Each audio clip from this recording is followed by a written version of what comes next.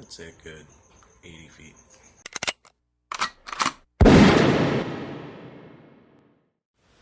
Hey everybody, this is Alan from OC Nerf, and this is going to be an interesting modification guide in the sense that it'll be a first for both me and the channel. A first in the sense that this is going to be the first BoomCo blaster that we will be doing a mod guide for on the OC Nerf channel, and it'll also be personally my first BoomCo blaster that I'm going to modify. So this is going to be interesting in that I've never seen the internals of this, I've never opened one of these up, nor have I actually ever opened up a BoomCo blaster, and I've got the Firestrike as well as the Rapid Madness. I just haven't touched them. But with the possibilities of the new barrel material, I figured I'd give this one a shot. I picked this blaster up off of on a Goodwill run, and it was like $1.99 or so for a blaster that's fairly new within the last year. I think it retails for maybe $15 to $20. It's the Batman vs. Superman Bat Blaster. I don't remember the name of it. I'll make sure to put that in the description. And it has really excellent dart storage here, 8 and 1 in the barrel, so that makes 9. The aesthetics are interesting. I do like the fact that this is clear and you can see it in the plunger tube, but doesn't really do much else. I doubt I'm going to be able to do it in this modification guide because I kind of just want to see what's going on inside. But eventually I might want to do some kind of internal lighting in here just to kind of make this glow some more. That'd be interesting. Overall, this isn't necessarily a review of the blaster, but pretty cramped space here, but otherwise workable and comfortable. Blaster's bigger than I thought it was going to be. The draw is pretty short, but is substantial. It's very similar to like the Stormtrooper pistol that came out last year as well. Not too bad in performance. So what we're going to go ahead and do is we're going to go ahead and crack this open, and for me, for the first time, see what's inside.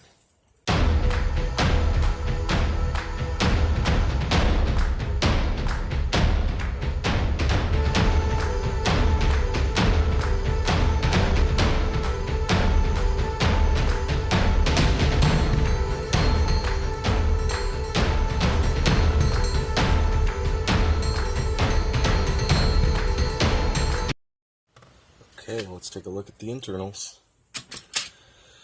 And there it is. Now, what's going to make this pretty interesting, like I mentioned, this is the first time I've opened up a BoomCo blaster, and this is the first time I've opened up this blaster, obviously, is never seen it. So you're getting this experience pretty fresh, and the discovery process pretty fresh. This is actually a lot shorter than I thought it was. It goes in... Okay, goes in there and engages some kind of mechanism in there.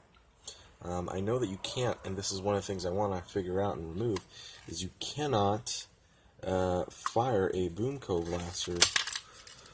Oh, jeez. You cannot fire a BoomCo blaster when the what do you call it? When there's no dart inside. So. I want to discover why that is and how to fix that problem. Well, it's a problem for me. And so I'm going to try to figure out what makes that happen exactly. Alright, so this is the pullback method. This is the barrel material, a rather short barrel material. This is the plunger tube, pretty decently sized plunger tube. I did not see a lot of spring compression, so might be able to do with better springs in there and the pullback tab. Let's just start figuring things out. What goes to what?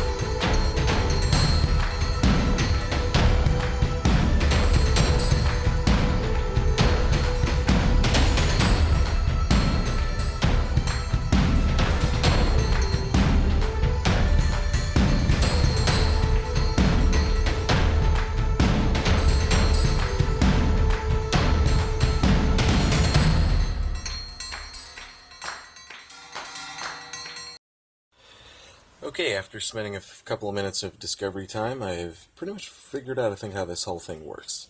So this white bar is the mechanism that prevents you from pulling down on this trigger when there is no dart in the barrel. What it does is it has these little ridges here, if you can see it, and it prevents this trigger from being pulled. However, when this is pulled forward, then you can pull this trigger as often as you would like. As you can see, it activates the catch there, but when that's forward, you can't do that. So removing this is the first step, but I also wanted to discover, and I figured that as much, but I also wanted to discover what was causing that to go. And there's this little button here. So you can see right there on the edge, there's this little kind of a button inside the barrel that you will see when a dart goes in here. It will move that forward and pull this whole bar to allow it to pull the trigger. So you'll see it right there, it's engaged. Oh, well, it's touching, but it's not yet engaged. And then as I push down on it, let's get closer here. As I push down on it, you can see that little tooth goes down, and that's just enough to pull this bar out of the way to be able to pull the trigger. Pretty nifty. So, a couple of things that I'm going to be doing is removing this bar, getting rid of that little piece in there, and probably sealing up that barrel hole to give it a better tight seal. So I'm going to go ahead and do that now. Get rid of this, don't need it, and I'm going to go ahead and pull up this barrel material and just see how it all functions. That spring popped out. That spring popped out on me earlier as well. And how do we remove this piece? It's spring loaded. There we go. Okay. So there's that. It's spring loaded in there. So what I'm probably going to do is put the dart in here. What I'm going to go ahead and do is put the dart in here and put a little dab of hot glue in there to kind of seal that off. And it should be good to go on that part. So I'm going to go ahead and do that, and then here, how do we get that part seems pretty easy. There's tabs here, so I'm guessing that if I push these tabs in on the back and the front, I'll be able to take the barrel out, then be able to get into my spring and do an upgrade. Unless I'm missing something terribly important, I think that should be all I need to do. So push one tab. Push the other tab. There we go, and I'm able to get this out. I am not 100% certain if I should or should not remove that, but I'm going to take it out for right now and kind of run some tests.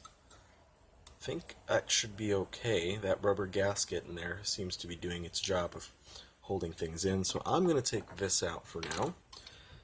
If I need to put it back in there again later, I'll let you know. Then I'm going to go ahead and do the back. Alright, that was pretty easy so far. Now, getting this piece out here, looks like it's got a peg. If I can pop that peg loose, I should be able to get at the spring. What's the best side to pop that spring? Pop that peg.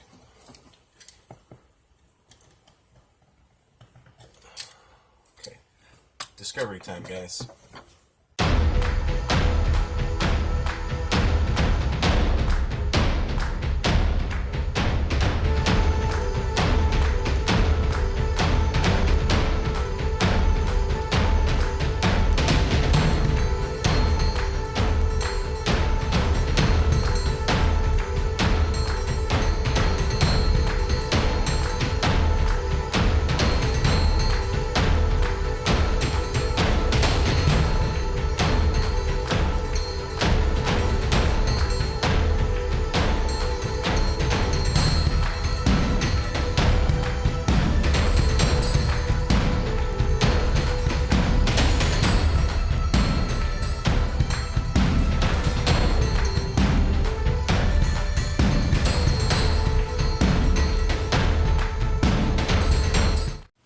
Okay, several things have happened. I've gone ahead and tried to find a spring that I could use to double this up with. Couldn't, so I cut a little bit of length of spring that's slightly wider than this one, so that it'll give it a little bit extra push, so that we got nice full compression from a nice beefy spring.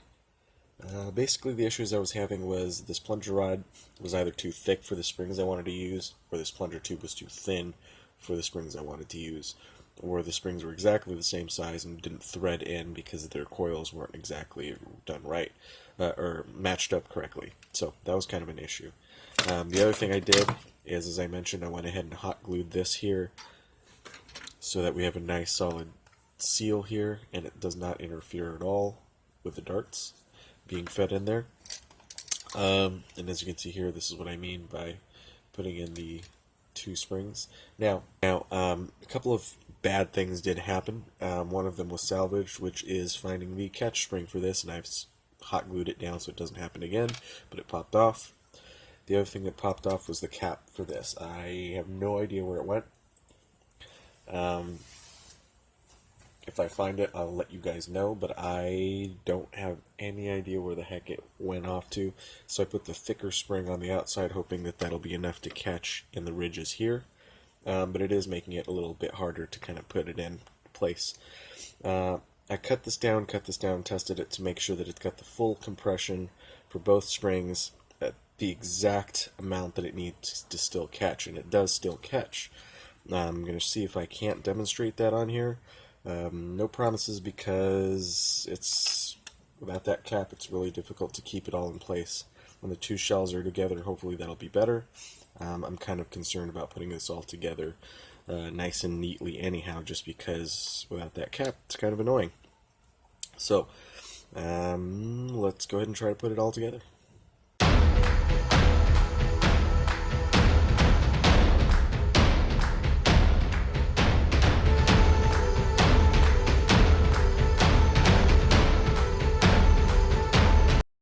Okay, just a test demonstration here. So I've got the catch in place. I've got to really hold down this plunger tube so that it doesn't go anywhere. I've got a dart in there just so I don't dry fire this. This is in place here, so I'm going to go ahead and pull. And you'll notice that it does still catch. I didn't put that spring back on there yet. But it does still catch, and the catch does still hold. And now I'm going to go ahead and fire it. Hopefully I won't lose anything. Put that forward. Here we go.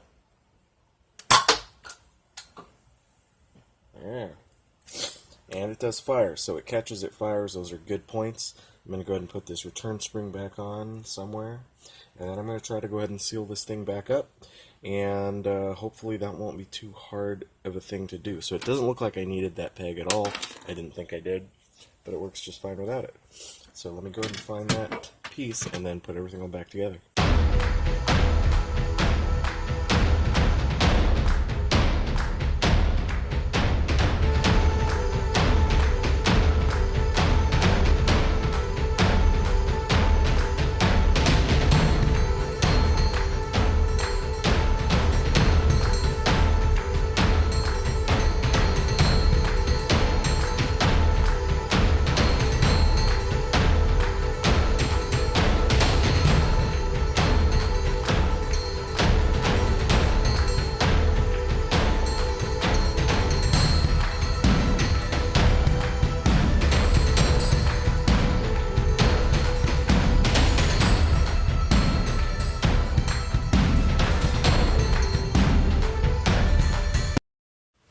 Okay, so we've got it all put back together. These little holes actually helped quite a bit.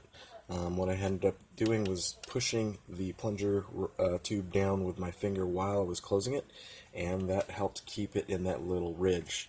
I did test fire, and it does fire pretty well, significantly harder than it did before. And you can see in here we'll get a full compression. So I'm going to go ahead and show you that plunger tube in there, so you can see the springs.